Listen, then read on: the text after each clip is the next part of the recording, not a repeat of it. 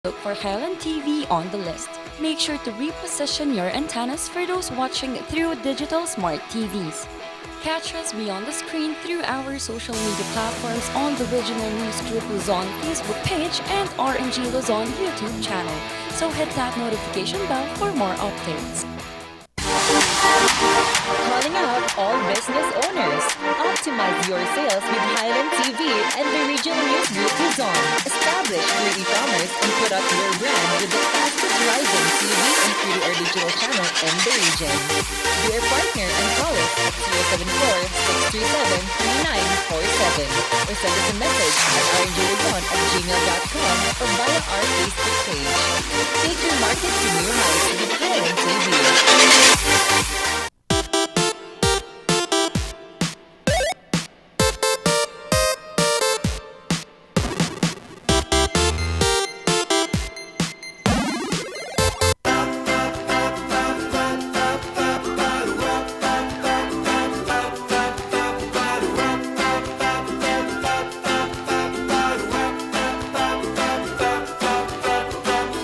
Thank God it's a Friday. Nako, it's the end of the week na naman. Ang bilis-bilis naman ng panahon. And morning sa ating morning barkada nakatutok sa atin dyan. Maraming salamat. At makakasama niyo muli ang Dynamic Trio na tatapos na ang inyong week. Pero kasama niya sa inyong agahan. Magsisimula kay Ma'am Shishaki na madiskarte at reketera. And papangalawahan naman po ng nag-iisang Minion in the House na ang lamig-lamig. Kaya dapat balot na balot tayo mga ka-MB. Alam ko marami pang nakahiga sa inyo. Kung ayaw nyo pang bumangon, okay lang. Pero tumutok pa rin kayo dito sa Morning Balitaktakan dahil hatid namin ay good vibes para sa buong araw sa mga pauwi pa lang ng trabaho, mga papunta pa lang. Alam nyo, dapat nag-breakfast kayo kasi kailangan natin ng energy para labanan ang anumang problema o challenge na darating today. Randy Guzman po at your service. At your service, parang flight attendant. Yes. Gising-gising, bangon-bangon na, bigyan natin ng energy ang ating mga umaga. Kasama po ang Dynamic Trio ngayong umaga. Makakasama nyo po, Charles Limon. At sa mga dyan, naghahanap ng paraan para panoorin kami, available kami sa Free TV na gamit lamang ang antena. Okay lang yan kasi ilabas lamang ang antena at ipihit sa tamang direksyon para po makakuha ng signal. At kung smart digital TV naman na nakakabit sa Digibox, you can just scan those channel numbers and hanap nyo kami either the GNN channel or Highland TV at depende po sa lokasyon nyo ang aming channel number. Pero an easier way at alam kong mas paano? convenient para sa mga kabalitaktakan natin ay ang paggamit lang ng cellphone kasi naman mapapanood nyo rin kami live sa aming Facebook page. Isa-search nyo lamang po ang Regional News Group RNG Luzon at lalabas na yan agad. Magpa-pop up na itong kung ano man ang nasa labas ng kung ano man ang nakikita nyo sa aking cellphone ngayon. And also, huwag nyo naman din ang kakalimutang mag-follow, mag-like, and i-share nyo ang ating video sa inyong mga friends and family para naman lahat tayo ay may good vibes and updated tayo all throughout the day. We also have this live stream sa aming YouTube channel, which is RNG Luzon. You can also visit our other social media platforms like Instagram, Twitter, and TikTok. RNG Luzon, nag-iisa, wala ng iba. Yan, nag-iisa, wala ng iba. Magkano live eh? Sige, mga kabalitaktakan at sa mga nasa kanilang mga kama pa na masarap ang kanilang kumot na sarap tuloy matulog. Ating silipin muna ang latest weather update natin ngayong ika-8 po ng Hulyo 2022.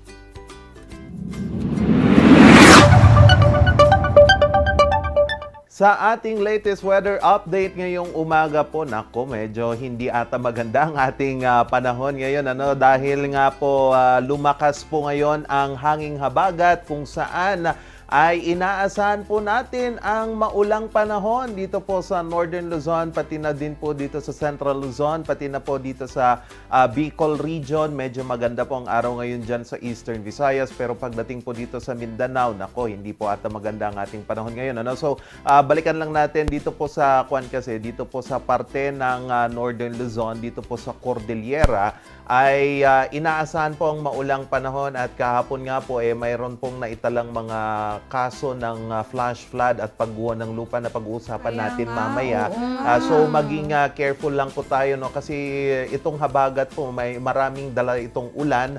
Hindi natin alam kung gaano katagal yung ulan na idudulot nito or gaano kalaki yung volume nito. Pero maghanda po tayo sa mga warning ng ating mga LGU kung kailangan na pong lumikas o kaya naman kailangan po tayong pumunta sa matataas na lugar para po maiwasan itong mga ganitong insidente. No? And kanina nga pong alas 4 ng madaling araw, mayroon po tayong low pressure area sa loob ng ating Naku. Philippine Area of Responsibility dito sa western part po ng Mindanao, kung saan huli itong namataan 950 kilometers east of Davao City. So sa ngayon, low pressure area po muna siya, pero kung titignan natin na habang papalapit ito sa kalupaan ng ating bansa, ay inaasahan po itong magiging bagyo by siguro Saturday or Sunday, ayon po yan sa pag-asa.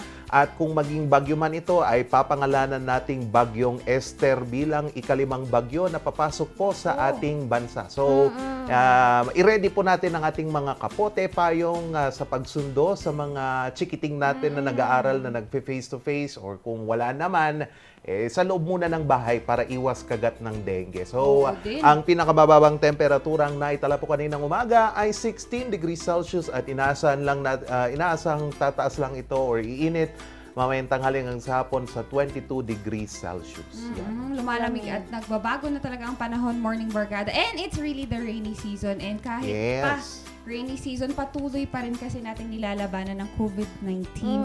Now, sa US Morning Barkada, their FDA already approved the use of Pfizer's COVID pill in battling the COVID-19. Ang tawag po sa pill na to is Paxlovid.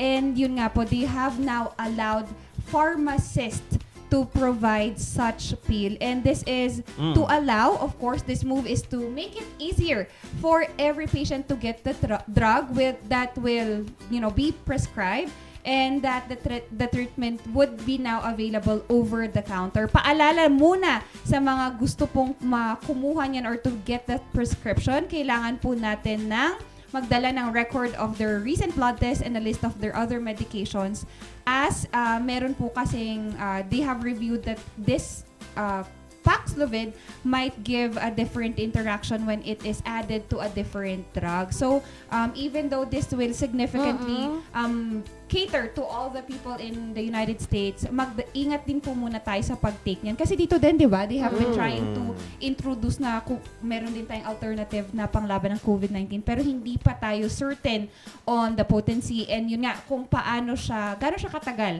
kung gaano siya ka-efficient pagdating sa paglaban nga ng COVID-19. Yan. Nako, dapat din talaga maingat tayo sa mga tinitake natin na gamot kasi we never know, kasi minsan baka nga okay yan for COVID-19 pero nakaka-apekto pala siya sa ibang parts ng ating katawan. May mga pwede palang sakit na matrigger, kaya naman po wag tayong magtitake ng kahit ano kung hindi po ito prescribed ng ating mga doktor. And kung hindi natin matiis ang kung ano-anong nararamdaman sa katawan, meron naman tayo produkto from Aldrich Corporation. Yes. Marami yan. Marami. Oo, kaya i-check nyo lamang po ang mga produktong yan. At kung okay naman ang inyong katawan at ready na siguro kayong mamasyal, nako, pasyal po tayo sa Boracay dahil ayon po sa ating sa pamahalaan doon ay nakapagtala po sila ng mataas na bilang ng mga tourism arrival dito po sa domestic diyan po sa Boracay. Kailan kaya ako makakapunta diyan, ano? So ayon po kay Aklan Representative Teodorico Haresco, sinabi po niya na yung report po ng Municipal Tourism Office ng Malay sa Aklan ay nagpapakita po ng tuloy-tuloy na pagdating ng mga foreign at domestic tourists, kung saan meron po tumaas po ito by 69% increase. So maganda po ito, no? So ayon po sa Tourism Office ng Malay Aklan, nakapagtala po sila ng 6,873 na tourists noong June at mula sa 4,268 noong May at 4,737 noong Abril. Kasi ito yung mga Holy Week eh. Kung kailan hindi Holy Week, doon tumaas yung mga Exactly. turista. Oo. So ikinatuwa naman po ito ng mambabatas at inasahan po niya natataas po ulit ito pong ambag ng Boracay sa industriya ng turismo dito sa Pilipinas. So sinabi po niya na 12.8% ng ating gross domestic product ay dahil po sa turismo noong 2019 at inasan po itong tataas ulit. Ngayong okay na po ang ating sitwasyon kasi okay na yung mga flights, 'di ba? Wala nang masyadong problema. restrictions And na go na, pwede. Pero watch out lang kung maulan kasi ang pangit kapag magbabakasyon ka, umuulan, Oo. 'di ba? Tapos from mainit to malamig na ano. And dito nga sa Baguio City, sisimulan ulit nila yung Ho-Ho Bus. Ayan. Ito Yan yung yung para sasakyan sa ni ating Santa mga Claus. tourist. Hay nako, nakakainis naman. Bumanat na naman sa sakyan daw ni Santa Claus. Pero dito sa Cordillera, madami tayong mga tourist destinations. Kahit saang probinsya o syudad Diba? ka pumunta dito, napakarami. And isa nga dito ang Banawe Rice Terraces. However, alam nyo po Nako, ba na oo. kagabi, actually simula pa kahapon mga tanghali, ay nagkaroon ng grabing pag-uulan dito. And bago ko sabihin kung anong nangyayari ito, panoorin muna natin ito. Naku. Oo, yan. nakikita nyo naman, no? Grabe. Ang flash flood, no? Parang talagang may putik ito, no? Kaya, ito po kasi ang nangyari po ngayon sa some parts po sa Banawe, Ifugao, gumuho yung mga lupa nila and dahil sa malakas na ulan, syempre naghalo na yan, flash flood. Kung nakikita nyo, yung mga sasakyan, halos lamunin na ng tubig, yung mga tulay. And may mga bahay na po dyan na alam niyo yun, na talaga namang naapektuhan na. Meron na ngayong bahay na bumagsak din dahil nga dito sa napakalakas na pagguho ng lupa and mabilis na ragasan ng tubig. According naman po kay Sir Frankie Cortez ng Office of Civil Defense, as per kanilang report kagabi, 8:10, wala pa kasing update more than 300 residents na sa Banawe po ang tinutulungan at inaalalayan ngayon ng DSWD. Andun na din po ang kanilang mga Ifugao PNP,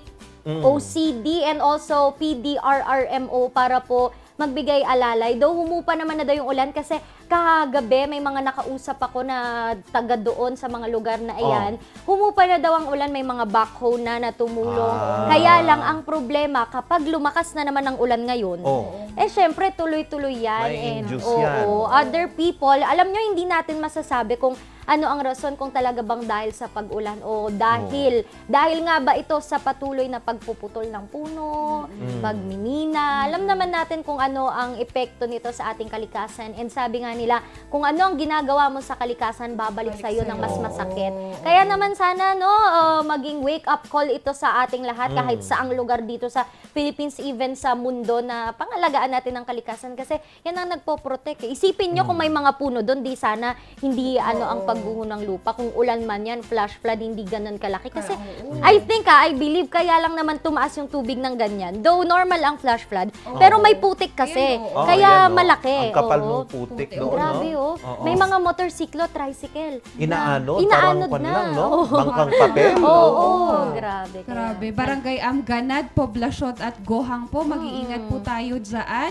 At andyan po, marami po tayong government agencies and LGU na handang tumulong sa inyo. At wag lang pong matigas ang ulo pag sinabi pong mag-evacuate po tayo. Yes. Sumunod po tayo kasi yung iba talaga very hesitant pa Oo, rin. yung babantay yung bahay. Oo. Kaya po, though your lives is more important than your property po. Kaya ingat-ingat lang tayo, Morning Barkada. Mabuti flash flood. And speaking of your life is more important, your life is more important than the sarap of your favorite breakfast, lunch, or kahit ano man. Kasi nako, ang isa sa ating kasama sa bawat pagkainan o kahit nga sa kwarto, kinakain nyo yan, no? Na ang mga pansit canton ay may tendency na ma-phase out kasi na-phase out siya sa ibang bansa dahil nga may mga may mga ingredients or chemicals na yung nilalagay sa mga insecticide, pesticide. Mamaya pag-uusapan natin kung okay lang ba na sige, phase out nyo muna. Kasi ano ba ang epekto nito sa ating kalusugan? Mamaya po ay pag-uusapan natin. Hindi naman ma-phase out ang ating ulirang tita. Maya-maya Uy! namang, makikita natin. At paano nga ba niya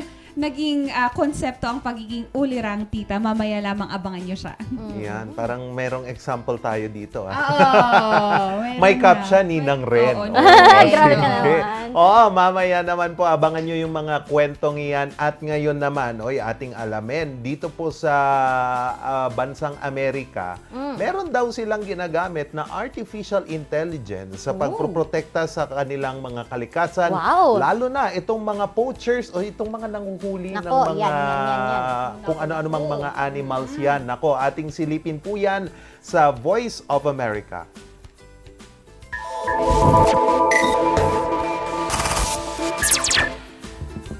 At the Srepok Wildlife Preserve in Cambodia, rangers are in a constant battle against illegal hunting.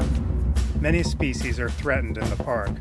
Poachers use wire snares, which can be extremely difficult to find in the 4,000 square kilometer park.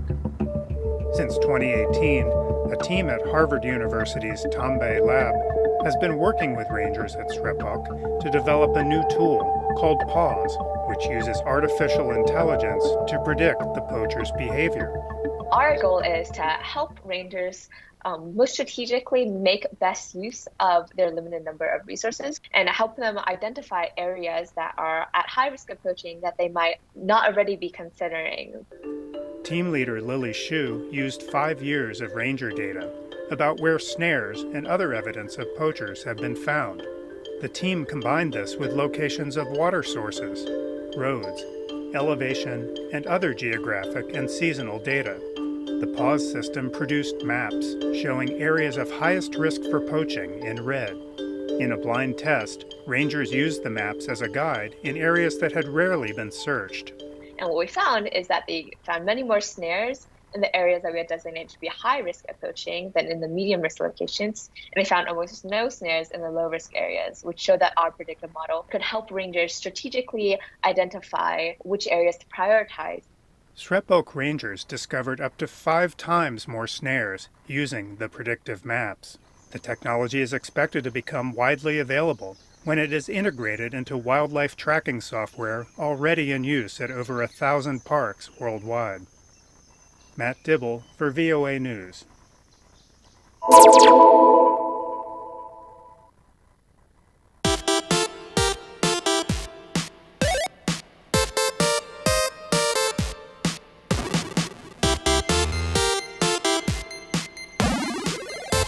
Bizarre Music offers a complete line of musical instruments.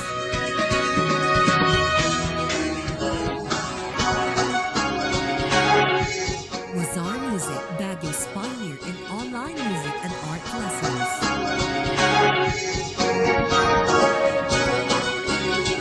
Bizarre Music, bringing music closer to your hearts.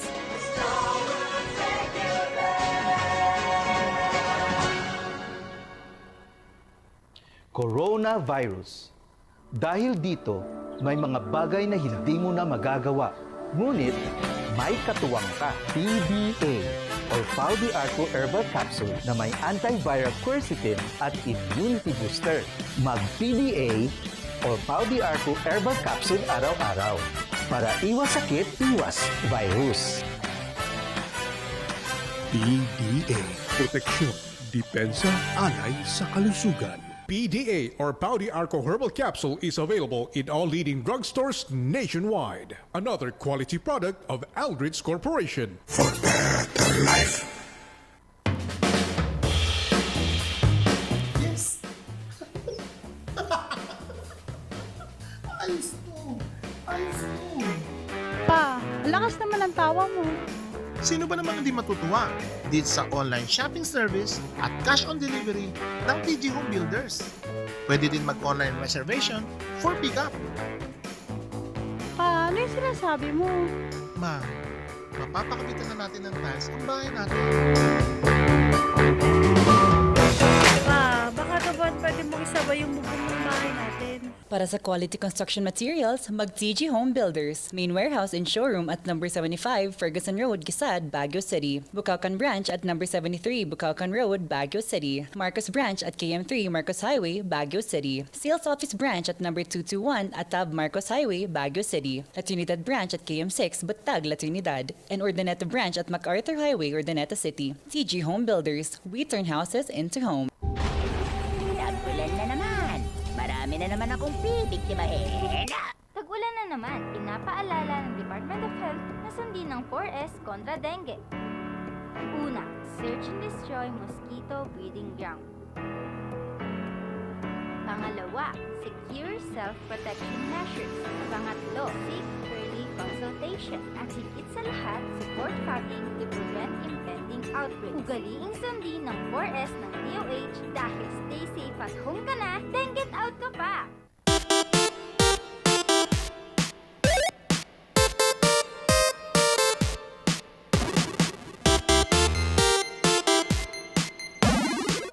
Nagbabalik po ang Morning Balitaktakan, pero bago ang lahat, maraming salamat kay Mr. Jerry Pambid for sending us 75 stars. Nako, may pambili na ako ng breakfast, my favorite, Pansit Canton. Pero alam nyo po ba na hindi pala okay ang Pansit Canton kasi nga po nagbabala ang FDA. Sa ilang mga bansa din po kasi, finace out na nilang ilang flavors kasi po, meron daw po itong chemical, yung pag ginagawa, may nakakaluan daw ng ethylene oxide, which is ginagamit o nilalagay din sa mga pesticides. And para mas maliwanagan tayo kung ano nga bang epekto ng Pansit Canton, kasi madami alam ko, favorite yan, lagi yang kinakain. Makakasama po natin ang isang nurse at nutritionist po. And ito na po siya. Hi Ma'am Catherine Villar. Morning, Ma'am. Good morning. Ayan. Ma'am, nag-breakfast ka na po ba? Oo naman. Nag-breakfast na ako. Kasi sabi nila, the best way to start your day is to eat your breakfast. Tama, Ayan. Ma'am. Ma'am, pero marami po no sa mga hapagkainan, sa mga table ng ating mga Pilipino, hindi po mawawala ang Pansit Canton. Ma'am, ano po ba ang epekto ng Pansit Canton sa health? Kung kaunti lang po, no? Kung ang isang Pansit Canton, sa tingin po natin, ano ba ang kanyang effect sa ating health? Ang Pansit Canton kasi para siyang junk food. So, maituturing siya na junk food which contains high in sodium. So, ibig sabihin, kapag kumain tayo kapag konti lang, no, minimal lang, accepted yon. Pero kapag sobra-sobra, yun na yung nakakabigay naman ng hindi magandang epekto sa katawan. Sabi nga nila, ang sobra ay hindi na nakakaganda. Ayun. So, dapat ma'am, minsan lang tayo magpansit canton. Ma'am, ito pong sodium na sinasabi nyo po, ano yung mga sakit na pwede nating makuha kapag palagian na tayong nagpapansit canton?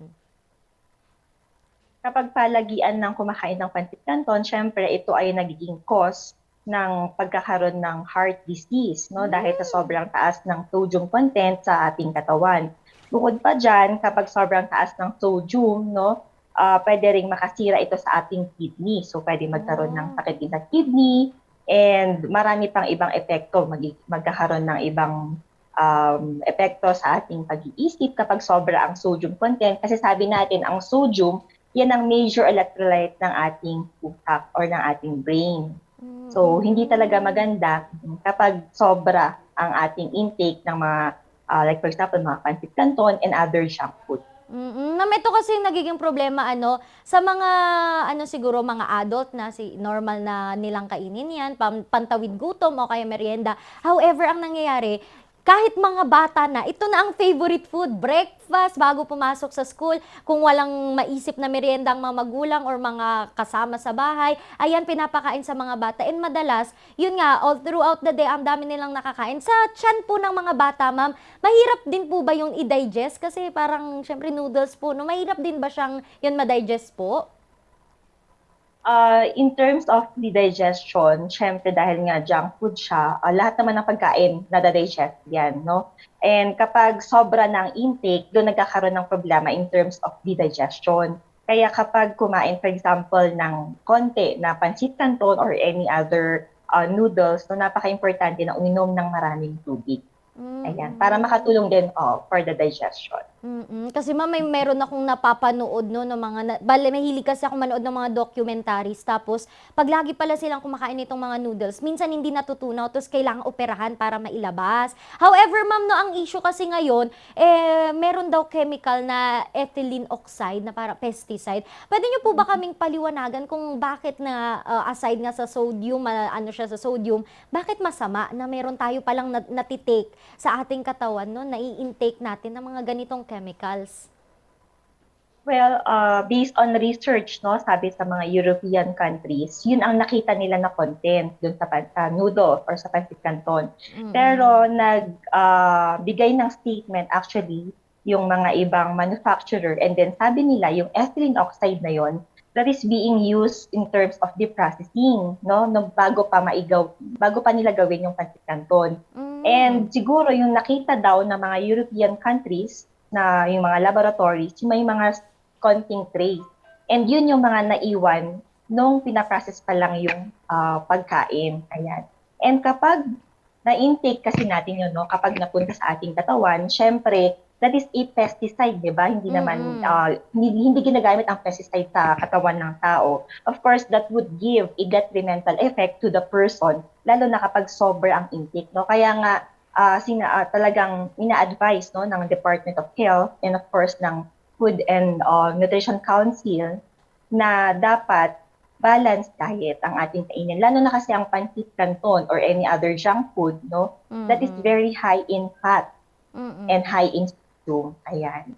So, kailangan balanced diet, may carbohydrate, may protein. Ayun. Yun kasi kapag puro junk food or puro pancit canton, puro noodles, hindi na nakakaganda sa ating katawan kasi walang balanced diet. Oo, naku ma'am, hindi pala nakakaganda. Yun pa naman ang lagi kong kinakain. Ma'am, pero para lang mas maliwanagan kasi may mga magsasabi no na lagi naman kaming kumakain, wala naman nangyayari sa katawan namin. Ano naman kung may pesticide. Pwede ba nating ikamatay yun, ma'am?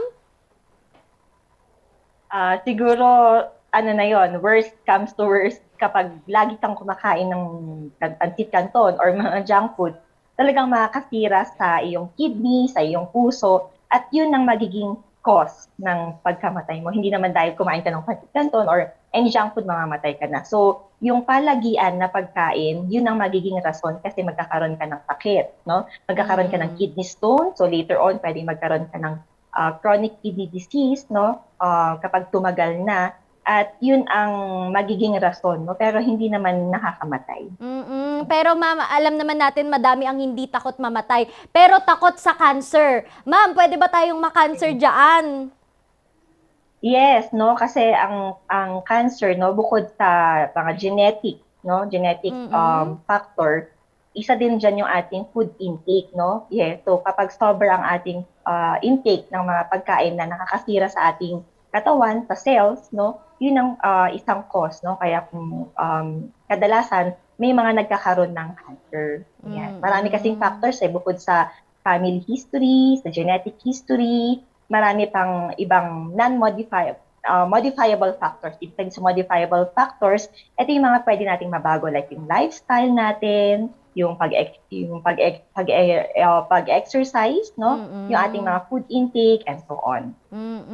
Nako, Ma'am Catherine, ano na lang po ang inyong advice? Sa mga parents namin, hindi na yan makikinig. Okay lang basta busog ako o kaya mga ka-age ko, no, na mga adult. Basta gutom ako, gusto ko yan. Pero doon sa mga may mga alagang bata na as early as ano bang dapat nilang gawin para mapigilan yung mga gantong epekto ng pancit canton? Yan. So, bilang isang nurse at isang public health advocate, ang gusto ko lang sabihin sa inyo ay dapat piliin ninyo yung mga kinakain ninyo everyday. At isa pa, bago kayo kumain, no, bago kayo magluto, for example, hindi natin maiwasan, napapatikim tayo ng mga junk foods, no? Lagi nating tignan yung label. Ayan. And lagi nating isipin, dapat balanced diet. May carbohydrate, may protein, ayan, yung go, glow, and grow food. Ayan, lalo sa mga bata, no? Ayan. Ma'am Catherine, very short but very informative. Thank you so much, Ma'am Catherine. Baka may gusto ka munang batiin po.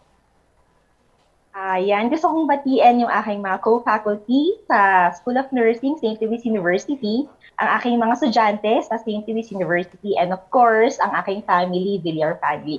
And don't forget, punta din po kayo sa Kitchi Cat Cafe. Ayun. Ma'am Kath, Thank sana you. po ay makapunta ako. Yun talaga ang ano. Sana po makapunta ako sa cafe po ninyo. Thank you so much, Ma'am Kath. And we you. are hoping na makasama ka pa namin sa ibang mga pagkakataon para magbigay information regarding our health. Thank you so much, Ma'am Kath.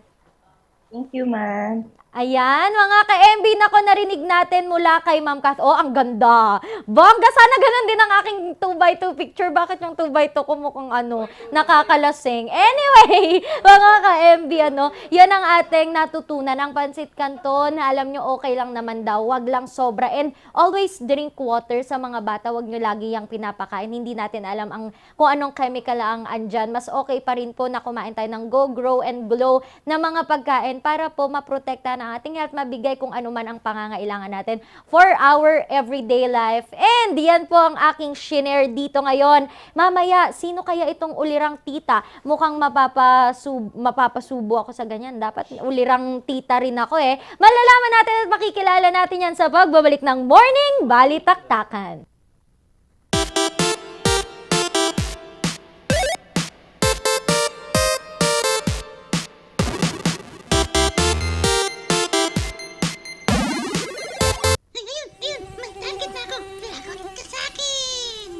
Sa panahon ngayon, dumarami na naman ang lamok. Oras na para mag-4S. Una, suyurin at sirain ang pinagmumulan ng mga lamok. Pangalawa, sarili ay protektahan laban sa lamok. Pangatlo, sumangguni agad sa pagamutan kapag may sintomas na ng dengue. Pang-apat, sumuporta sa fogging or spraying kapag may bantana ng outbreak. Pangalagaan ang sarili laban sa kagat ng lamok. Mag-4S tayo para dengue out!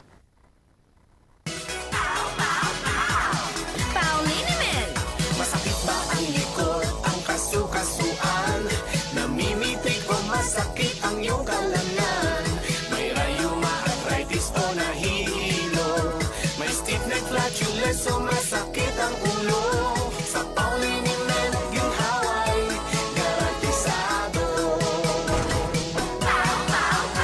Pauliniment, isang pahid ka lang. Dahil walang out sa Pau!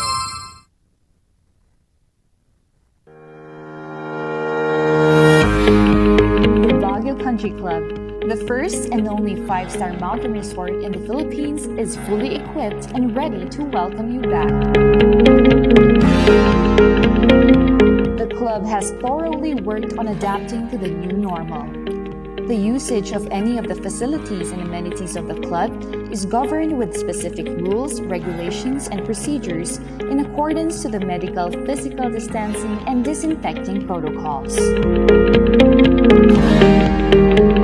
And as you return back here to your second home and make new memories with us, we assure you that at the Baguio Country Club, you do not have to worry because we can assure you that the club continuously puts great importance to the health, safety, and wellness of its members, guests, and employees.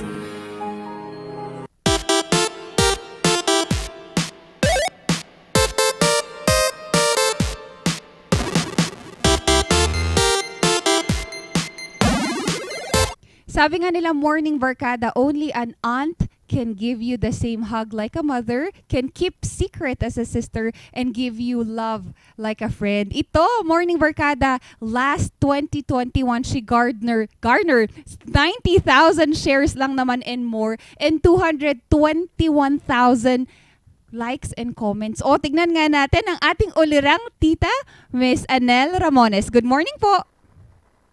Good morning po. Ayan, magandang umaga. Opo.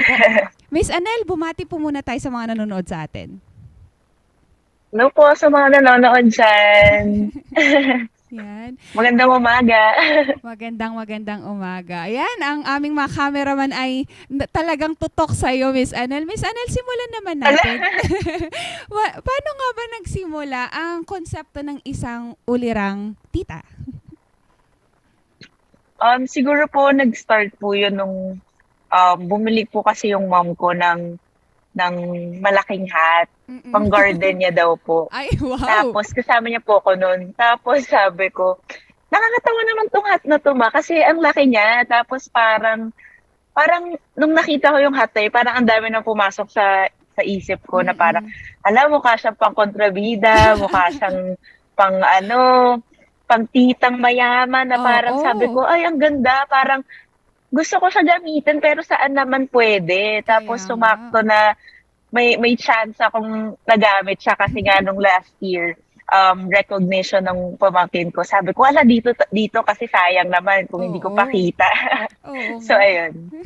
Ang ganda nung simula no, Miss Anel. Pang-gardening pala talaga yung hat na yun.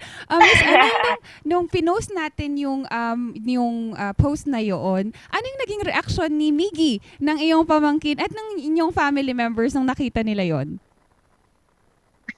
Nung last year, actually kasi nagpicture lang talaga kami. Kasi syempre nakakahiya naman, di ba? Para time yun ng pamangkin ko, tapos aagawin ko pa. So sabi ko, sige, magpicture na lang tayo kasi sayang naman, no? Kasi bongga-bongga pa nung outfit ko, naka-turtleneck pa ako. True. Actually, hanggang ngayon. So, sabi ng mga relatives ko and family ko, sabi, puro kakalokohan, ganyan. Kasi lagi naman, for the longest time naman, ever since bata pa yung pamangkin ko, lagi kaming may ganun, may halong kulit sa life. Yun yung siguro yung number one bonding namin na lagi akong may joke, tapos parang yung pamangkin ko, madadrag na lang sa kalokohan ko, parang ganun, na parang wala siyang choice, pero okay lang sa kanya, parang ganun. Oo nga. So parang okay lang naman din sa kanya, wala namang na-offend or ganun. Yes. Yeah. That's right. Kasi Miss Anel, parang dun sa dun sa post na yun, parang hindi daw siya masyadong masaya na merong stage tita na kasama. Pero talagang part siya talaga nung post na yun. Miss Anel, sa totoong buhay ba, sabi mo nga that you always put fun sa inyong pamangkin. Pero sa totoong buhay, sino si Tita Anel sa kanyang mga pamangkin and to her loved ones as well? Siguro, kasi nung bata pa lang kasi yung pamangkin ko, halos parang ako na din yung nag-alaga sa kanya kasi yung dad niya talagang medyo mahirap din kasi yung hours niya kasi nurse niya, so may mga duty. So, parang high school pa lang ako natuto na akong mag-alaga ng baby, na parang kailangan ko mag-change ng diaper, mag-ayos ng milk bottles, tapos parang eventually, di parang naging kababata ako na din siya, sabay kami lumaki. Tapos yun, parang until now, actually, kasama ko siya sa room. Wow. Ganun. So parang medyo close talaga yung bond namin ever since. Oo. Iba kasi talaga yung bond, Miss Anel, pag yung mga pamangkin natin, nakikita nating lumaki. Ako din yung pamangkin ko, we had him in let's say in a young time na hindi namin expect but hindi namin alam how blessing he have brought our lives. And Miss Anel, ito naman, as a young professional, ano yung mga life lessons na gusto mong ma-impart kay Miggy? Also, nag-graduate na siya this year, tama ba, Miss Anel, for elementary or senior? Yeah. Siguro yung advice ko is never stop learning. Parang always observe lang and wag kayong sigurong wag kayong mahihiya or matatakot na magkamali. Just talagang matuto lang kayo kasi ang dami pang problems or not naman problems pero mga challenge na situations in the future na kailangan nating i-deal and hindi mahirap pag hindi natin siya na-handle ng maayos. So I think wag tayo magpapadala sa mga pressure, ganyan, sa mga overthink, ganyan. So ayun, I think yun yung pinaka number one. Kasi dati talaga doon ako nag-struggle So I think feel ko yun yung important din nilang malaman or matutunan. Right. Yun nga, Miss Anel, no, we encourage them to fail, but in their failure, andun tayo para tumulong sa kanila and to just give them advice. Tama. Opo. And Miss Anel, ikaw naman, there are a lot of newly graduates. Hindi lang si Miggy, hindi lang yung pamangkin mo. There are a lot of newly graduates this year. And ikaw ba, Miss Anel, meron ka bang advice for them in choosing their future job or their profession? Kasi pwede naman pwede pa silang mag-shift ng profession nila in this time. Right. Siguro if pipili kayo kung ano siguro yung pinaka interest nyo, kasi ako nung sa situation ko, ever since grade school, high school, talaga nasa creative na ako field. Doon ako lagi So parang after nun nag-decide ako na parang okay ako sa, yung course ko kasi is multimedia arts sa Del Sal College of St. Benilde. Wow. So parang doon ako nag-lean towards, and then after nun nag-work ako sa advertising industry, and then yung dito papasok siguro yung advice ko, kasi nung nag-work ako, first job ko is one of the top advertising agencies dito sa Philippines, but actually not in the Philippines, sa world, kasi medyo kilala siya sa New York and stuff like that. And fresh grad ka, and syempre super overwhelming, Yes, no? Kasi galing kang college galing kang school. Parang syempre mga bagets-bagets kayo doon, nagkakaintindihan kayo sa mga tasks nyo and stuff. Tapos saka ka papasok dito sa big advertising agency na parang yung mga kasamahan mo siguro mga 10 to 15 years na in the industry, yung mga award-winning na sila, tapos ikaw parang, oh my gosh, fresh grad ka lang, parang nakakahiya, parang nakakapanliit, ganun. So parang, siguro yung number one advice ko, huwag kayo masyadong, parang, oh my God, ito lang ako. Kasi kapag masyado nyo siyang niyakap, baka ma-affect yung performance nyo and hindi na kayo go forward. So, huwag kayo masyado ma-intimidate, I feel like, kapag lalo na sa mga fresh grads na kakapasok lang sa industry. Yun nga, Miss Anel, I also felt that way, no? Meron kasi yung challenge of being inferior to what they have been through. Kaya we have the tendency to just neglect na you have your potential, kaya ka nga napasama dyan. Kaya, Miss Anel, ito naman, what is your message to Miggy and to your family as well na andon sumusuporta po para sa'yo? Siguro yung, kasi laging tinatanong to yung message ko, no?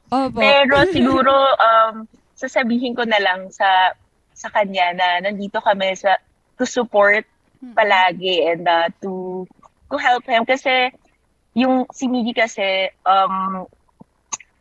at a very young age talaga, nag-decide na kasi yung parents niya na maghiwalay, and talagang after nun, kasi nakita namin paano niya hinandle yun. Nang 3 years old lang siya. So para after nun, pinromise namin sa sarili ko, hindi naman sa sarili ko, sa mom ko, and even sa mga tita ko na kapitbahay lang namin, na parang kami yung tata, yung mom niya. Parang hindi naman siya feel niyang may kulang siya or feel niya alone siya. So parang, even yung mga pinsan namin, kasi kapitbahay lang din namin yung mga pinsan namin and all, yung kapatid ko nandito lang din. So parang one big family kami. So hindi namin ipaparamdam sa kanya na parang sila lang ng dad niya. And yeah, I think yun yung pinaka-highlight nun, kasi since malaki kaming family, sobrang saya, hindi niya naramdaman. Feel niya parang ano lang siya, pinsan lang din siya. Pinsan lang namin siya or kapatid ko lang siya. So ayun, nandito lang kami para to support and care for him and love him. Yun. Oo nga. Yung void, Miss Anel, of growing up without maybe a physical mother, napunan mo para kay Miggy. Miss Anel, meron po kasing huling banat o hirit dito ang aming cameraman. Miss Anel, single daw po ba ang ulirang tita? Ang showbiz talaga. Hindi, pasensya na, hindi na po ako single. Siguro next time, babalik po ako dito para i-announce ko yung official. Wow! Kumain daw po ba kayo ng asukal, Miss Anel? Parang hindi pa kasi kagigising ko lang eh. Baka pwedeng pengi na lang ako ng strawberry. Uy, nakakatawa. Ginawang penpal, ano dito yung... Oo, kasi daw ma'am, ang tamis daw po ng mga ngiti nyo. Ayun, kaya... Ay, ano ba yan? Ayan. Miss Anel, thank you so much for sharing us good vibes and just the smile that brightens up our day kahit na maulan-ulan dito sa Baguio City. Maraming salamat po, Miss Anel. Maraming salamat. Salamat po sa inyo. Opo, thank you. And alam nyo, Morning Barkada, ako din, tumayo akong tita sa aking mga pamangkin, but it's still a different joy na nakikita mo silang they progress, they learn, they seize the opportunity that is in front of us. Kaya tayo bilang tumatayong pangalawang magulang sa ating younger ones, make sure that you also have built a good example for them. Magbabalik pa rin ang Morning Balitaktakan.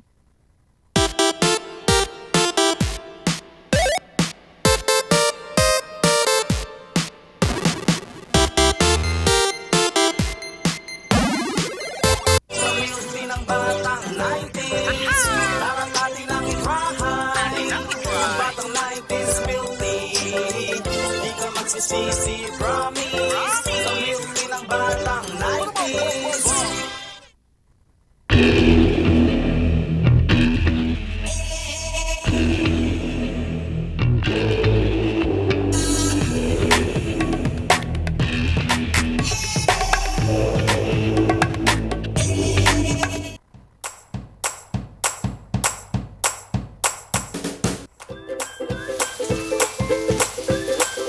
Sellers that we have are the pork sisig, sizzling liempo, quarter leg, and then we have the sizzling beef pares as well.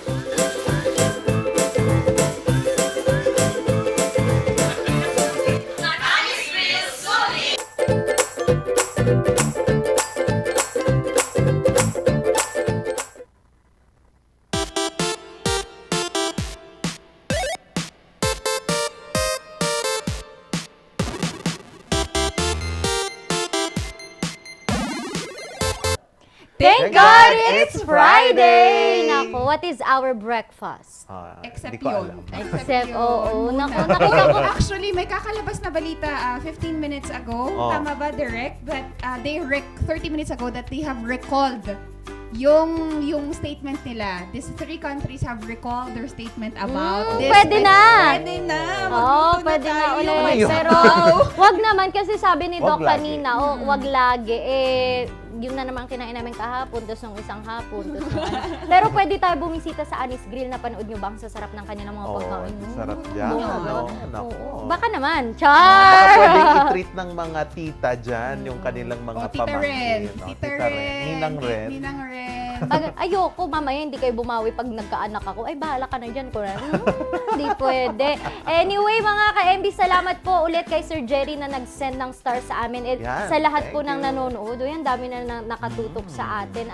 Pwede din pala kayong mag-suggest. Pwede kayong mag-chat sa aming Facebook page. Kung may mga gusto kayong pag-usapan, may mga katanungan ba kayo. At pwede namin yan matackle next week, no? Just message our Facebook page kung anong magandang topic. Parang gusto po namin ito ang marinig at malaman mula sa inyo. Yan. Merong nag-message nung isang araw. Ano isang pag-usapan? Gusto niya pag-usapan daw yung issue niya sa employer pero ayaw niya daw Magpakilala. magpakilala. Ayan. Naku naman, hindi pwede yun. Dapat straight to the point. Wala ka naman nagmamaya, meron pala tayong pinapatutsadahan, tapos ayaw nyo magpakilala, di mukhang kami na po ang Yan. Kung gusto niya lang magmarites sa amin. Pwede yan. In a good way. Di ba? At meron tayong mare-resolve na isang issue. Oo, Diba? tama. Hindi lang tayo nagsaside in one person or one company or whatnot or any person in particular kasi we wanted to have always critical stories para sa inyong Morning Barkada. And again po, kay Mayor Benjamin Magalong po, kung nais nyo pa rin po magbigay ng inyong panig regarding po doon sa ating pagbibigay ng saloobin ni Ma'am Mylene Yaranon, bukas pa rin po ang aming opisina para po ma-share din natin kung nais po ninyong magbigay ng inyong panig. And thank you so much sa lahat ng taga La Union. La Union muna ako, baka kinukuha ko ang Siyempre sa aking family, thank God it's Friday. Lagi kayo magigit, wag na kayong magpansit kanton muna. And sa lahat sa Pugo, La Union, Agoo, La Union, buong La Union, maraming salamat sa lahat po ng sumusuporta. Oo. Ako din gusto ko magpasalamat to our designers of that is part po. And Miss Lady Alberto, thank you po. Si Miss Lady she's watching right now. And thank you po sa YMCA family as well for taking care of our younger generation na tumatayo ding pangalawang magulang sa mga batang ito. At gusto ko rin magpasalamat sa kay Tita Dolor that is watching internationally. Wala na kasi si Bok, nasa La Union ata na sila ngayong mag-fiancé. So alam nyo na, kung may kailangan kayong serbisyo ng Dynamic Ay, Trio, magtawag ka, baka Bok. naman, Bok, baka naman. Baka naman, di ba? Diba? Simple lang naman, i-chat mo kami. Kayo talaga. Kami na magsasabi ko, wag na kay Ma'am Shisheki. Ayan mo na, tama na eh. Hoy, grabe kayo sa akin. Nako, ang iyong parents, kamusta naman? Oo, Uuwi ka ba? Kailan ka naman uuwi? Uuwi agawin. Sabi niyo nung isang araw, kayat mo tikalding. Abay, adati kalding. Tagawid. Hindi magdayam. Napay parchan. Oo, napartsan ka tayo. Yan. Oy, binabati ko ang Limon family dyan po sa Tagudin, Ilocos and yung lola ko dyan. Stay healthy, Mamang Lusing. And sige, uwi na nga ako. Tindi pinag-iisipan ko tuloy. Uwi ako sa inyo, siguro. Hindi pa sure. Hindi pa sure. Pinaasa. Uwi ako sa inyo, siguro. Pinaasa. Nako, yung mga nagchacharot daw dyan takot sa commitment eh. Ay, nako. Di ba ikaw? Ay, nako. Hinarot, pusong marupok kami. Yung tipong baba na sabay sabing charot. Ay, nako. Binawi ka agad. Also to Miss Catherine kanina, she said, Happy Friday to all. Maraming salamat. Happy Friday. Kapatid, for sharing us your time and your knowledge dito sa programa. At very soon, marami, accept mo na yung friend request ni Ren. Friends tayo. Para sa Friendster tayo. Ay, si Miss Anelda man daw, si Papa Yong. Ayan. Yes, and of course, Ethan and Elera, ang tagal. Gusto ko na magpapalin eh. Nakakainis eh. Sorry na. Alam mo, ulirang tita ako eh. Ethan and Elera. Matulog. Elera, see you soon, Elera, anak. And Ethan, matulog ka muna kung kailangan mo ng dede. Asan daw regalo? Asan regalo? Tita ka, di ba?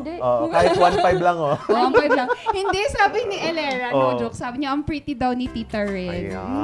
I wanna meet her daw. Kapag nandito. What do you need, Elera?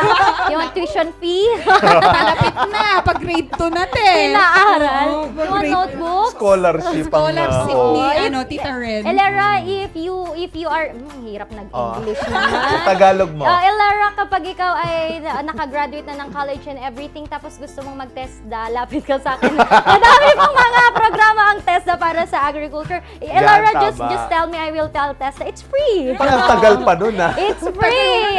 Grade 2 pa lang, ino-offeran mo na ng TESDA scholarship. Yes, ang TESDA po pala naghanap ng 1,900 na mga scholars. Para po sa mga pang-agrikulturang mga programa. 3 months lang yun. Meron ng certificate, pwedeng magamit sa trabaho. Pwede ka rin ipadala sa Israel kasi pala, nabalitaan ko, ang Israel pala, isa sila sa mga countries na yung agriculture ay napaka-modern. Madami sila. Develop. So, Elera. Ayaw niya, gusto niyang mag-doktor. Bakit? Pwede na mga agriculture after. Dr. Elera.